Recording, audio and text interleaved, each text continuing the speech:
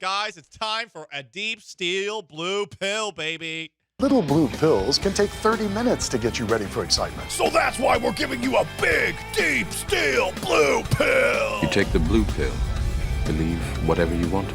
Get it up for the Texans and take this deep steel blue pill. And by the way, she'll like it too. Texans swarm. The Houston Texans, guys, lots of pass rushers. Will Anderson, Daniil Hunter, Danico Autry, Derek Barnett, Mario Edwards, Jerry Hughes, a bunch of defensive tackles that I don't know the names of off the top of my head. J.J. Watt? Question mark? Ooh, looking hot. You see those quads? I didn't know that muscles looked like that on your quads. But they've got a lot going on in the pass rush department. And it's got Booger McFarland of ESPN, former defensive tackle himself, Super Bowl champion, thinking this about the Houston Texans defense. Just watching these guys gel together, you know, everyone has talked a lot about Daniil Hunter, and I love him. I've seen his maturation from LSU, where they didn't think he could rush the passer, to where he is now and how he's climbed the sack ladder. Now you're going to bring him and put him with Will Anderson Jr. to take this young guy under his wing and help him kind of navigate once they recognize who you are. How do you beat the double teams? How do you take that next step? But I think the most underrated signing could be Danico Autry, because we all know that this pass rush thing kind of goes in cycles. We talked about the edge guys. It's amazing. I think now you want your pressure coming from the interior. And isn't it something that Aaron Donald retires and we're trying to figure out who's going to be the next guy to dominate inside? Or maybe it's going to be a couple of guys. One guy that I think is going to have a really good season is Danico Autry because of his versatility. He can play outside, but I love that trio inside. They're going to challenge, I think, for most sacks in the National Football League if they stay healthy. They had the most sacks in franchise history last year, 46. They had set the record back in 2015 during a 16-game schedule with 45. 17 games, okay, a little bit easier to rack up 46 sacks, I guess. But, I mean, that's the most they ever had, and they clearly added a ton this time around. If you take a look at the teams that were the sack leaders in the league last year, it stands to reason the Texans should be up there, assuming that C.J. Stroud and the offense do their job and they find themselves in lots of shootouts. I feel like there's a very good chance that the Texans end up having a bleep ton of sacks this coming season. You added 28. It should be on the table. The offense is going to have to help them out, though. It has to be kind of complimentary. And also maybe the defense hurts you a little bit. Maybe the defense is giving up a ton of big plays, and they find themselves in situations where teams are just deciding, you know what, we're going to throw every single down. But with the pass rush that they have, if the Houston Texans have this kind of season that we all think that they are capable of, but we don't necessarily know that they are going to get through, they will be towards the top of the NFL in terms of total sacks. Yes, that's why I agree with you and with Booger, is that you throw in, the talent in the door, way higher level of talent than they had last year. I'm not sure about way higher, but higher.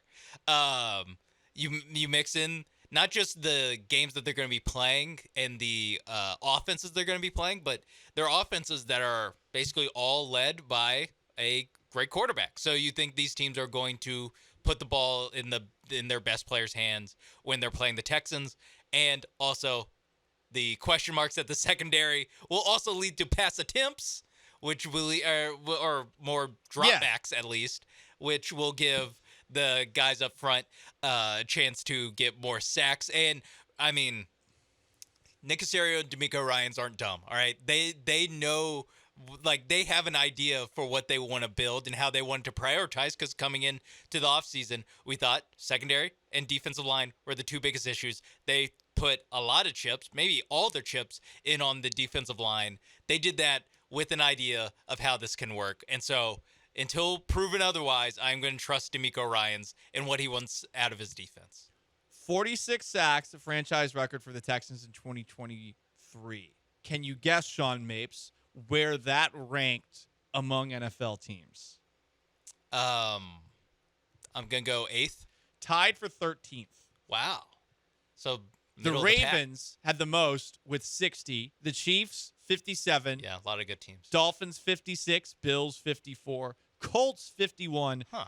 Browns, 49. Chargers, Jets, 49ers, Bucks, Steelers, and Seahawks all had more. They were tied with the Cowboys, the Raiders as well.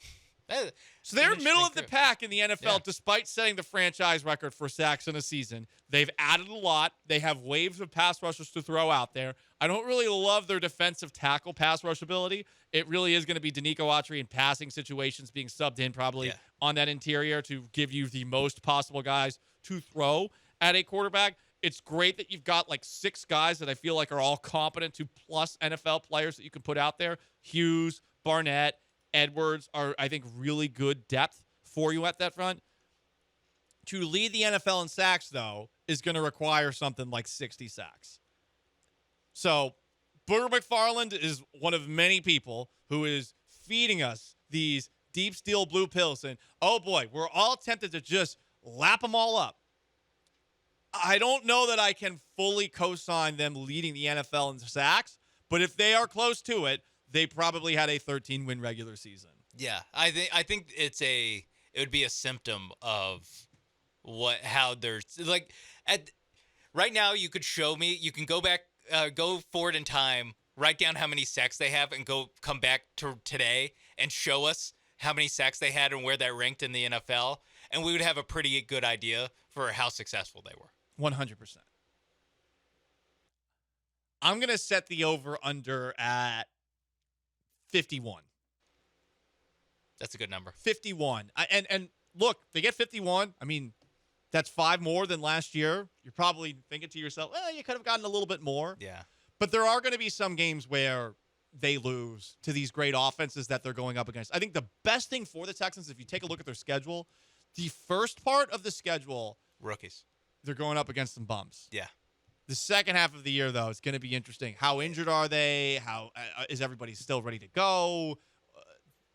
Is the secondary going to be figured out by the second half of the year? Or are you going to be going through a long stretch without Derek Stingley Jr.? It's that might be the biggest question mark defensively for them next year. Yeah, and part of it also is the fact that you're going to be playing a lot of good quarterbacks. And a lot of these quarterbacks aren't exactly – well, you're playing a lot of rookies on the front end. And then you're playing quarterbacks where they're good. They look good on the Sunday Night Football banner where they preview next week's game. But they're also quarterbacks that do take a lot of sacks. Yes. They're good quarterbacks that take sacks. Some do. I mean, Mahomes is really good at evading sacks. Mahomes and Rodgers, those are good at avoiding. But Lamar Jackson is someone you can sack 4 times. Josh Allen. Josh Allen as well. If you can get him on the ground, you can sack him. Stats are for losers, final scores for winners, but it is very interesting to see the Houston Texans continue to be praised in just about every single possible category. The pass rush should be a lot better than it was last year, and it was pretty good last year.